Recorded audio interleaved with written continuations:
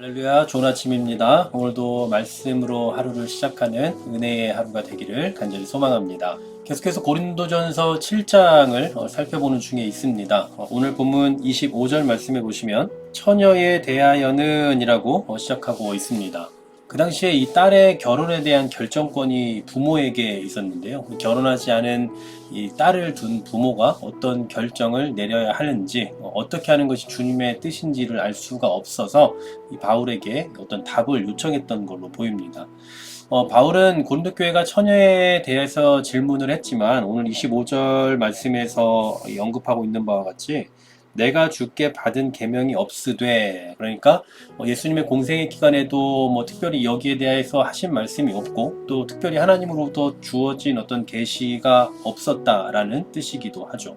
그래서 이처럼 주께 받은 계시가 없으니 자기의 의견, 내가 의견을 말하노니 라고 하면서 이 본인의 생각을 이야기합니다.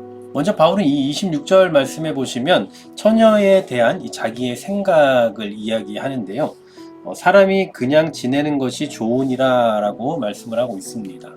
그냥 있는 것이 낫다라는 말인데요. 그 이유에 대해서 곧 임박한 환난으로 말미암아 라고 그 이유를 대고 있죠. 그러니까 이 임박한 환난이 구체적으로 뭔지에 대해서 알 수는 없습니다. 어떤 분들은 예수님의 재림이 가까이 올 때에 받게 되는 환난이다 이런 얘기도 합니다만 정확하게 말하기는 어려울 것 같고요. 그 당시 아마 고린도 교회가 겪어야 되는 그런 상황과 좀 연관이 있지 않나라는 생각이 들어요. 로마 제국에 의해서 받아야 하는 핍박일 수도 있고요. 그와 같은 환난의 내용이 아닌가라는 생각이 듭니다. 바로 이 임박한 환난을 생각해서 그냥 지내는 것이 좋다, 독신으로 지내는 것이 낫다라고 이 자기의 생각을 이야기합니다.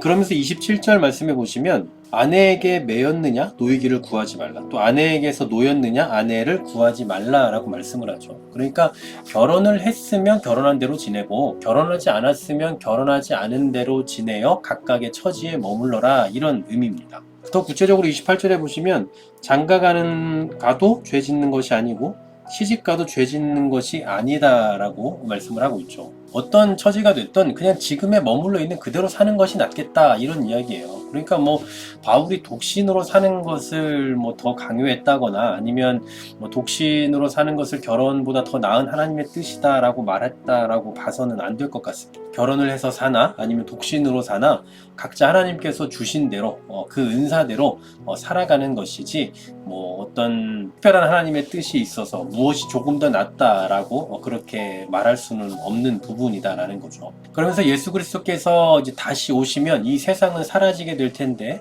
이런 임시적인 세상 속에서 우리 그리스도인들이 어떻게 살아야 하는가에 대한 이 말씀을 해주고 있습니다. 29절 말씀 보시면요, 그때가 단축하여진 고로라고 말씀을 합니다.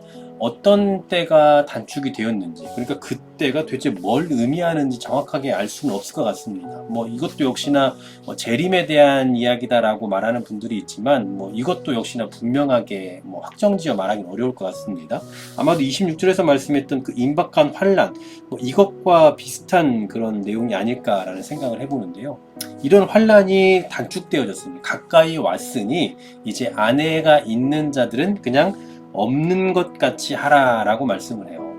그러니까 아내가 있는데 없는 자 같이 한다. 이건 무슨 얘기냐면 결혼 생활을 가볍게 하라는 얘기가 아닙니다. 집에 아내가 있는데 아내가 없는 사람인 것처럼 그렇게 살라는 얘기가 절대로 아니에요. 성경 전체에서도 그렇고 이미 오늘 본문 앞에서도 그랬고 계속해서 결혼 생활에 대해서 충실히 해야 된다라는 것이 성경에서 말하는 일관적인 그 명령이거든요. 그럼 아내가 있는데 없는 것처럼 하라는 건 무슨 말이냐? 결혼 생활은 이 세상에서만 있는 일이기 때문에 이 결혼이라는 그 삶의 최고의 가치나 목표를 두고 살아가지 말라라는 의미입니다. 가정 때문에 하나님 나라를 잃어버리거나 하나님 나라와 관계없는 삶을 살면 안 된다라는 의미죠. 또 그 다음 30절 말씀에도 보시면 우는 자들은 울지 않는 자 같이 하고 기쁜 자들은 기쁘지 않은 자 같이 하며 라고 말씀을 합니다. 이 말씀은 뭡니까? 울 일이 있는데 울지 말고 기쁜 일이 있어도 기뻐하지 말라, 이런 뜻이 아닙니다. 이 세상의 슬픔이나 이 세상의 기쁨에 의해서 삶이 좌우되면 안 된다라는 의미예요. 결국은 이 세상에서 가치 있다고 생각하고 이 세상 사람들이 좋아하고 목표로 삼고 있는 그런 것들에 인생의 가치를 두지 말라, 이런 뜻으로 볼 수도 있는 겁니다. 왜냐하면 이런 것들은 이 세상이 없어지면 다 같이 없어지는 것들이거든요. 그 세상과 함께 없어지는 것들이라고. 그래서 우리는 그런 일이 우리의 기쁨이 근원이 되면 안 된다라는 그런 의미죠. 같은 맥락에서 30절 또 31절까지의 말씀을 계속 보시면 매매하는 자들은 없는 자 같이 하고 세상 물건을 쓰는 자들은 다 쓰지 못하는 자 같이 하라라고 말씀을 하죠. 매매를 했다. 그것을 내가 샀으면 이제 내 거잖아요. 내 소유잖아요.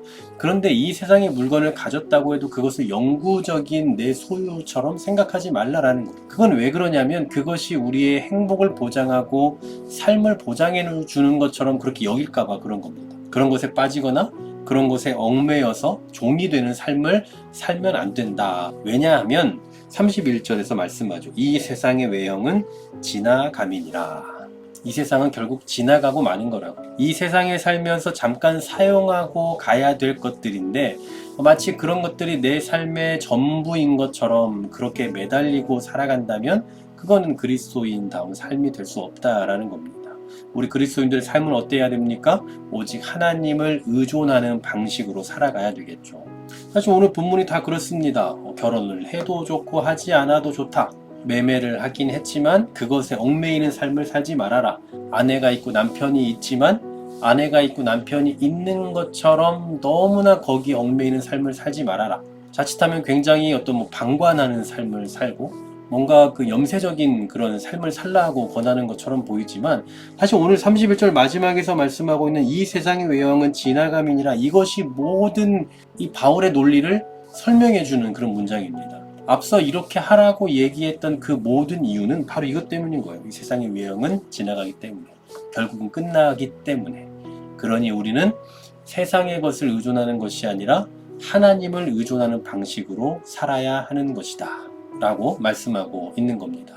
이 세상 사람들은 우리도 어차피 이 세상을 살아가고 있기 때문에 세상에서 필요로 하는 것들을 추구하며 그런 것들을 구하며 살아야 되지만, 그러나 궁극적으로 그것을 의존하는 삶을 살아서는 안 됩니다. 오직 우리는 하나님을 의존하는 존재임을 잊지 마시길 바라고, 오늘도 세상을 살아가면서 비록 내가 세상을 살고 있지만 세상을 의존하지 않고 언젠가 이 외형은 지나갈 것이니 영원하신 하나님을 의존하는 삶을 살겠다라는 심정으로 이 하루를 살아가는 우리가 되기를 소망합니다. 하나님 감사합니다. 오늘도 이 하루를 살아가게 하시니 감사합니다.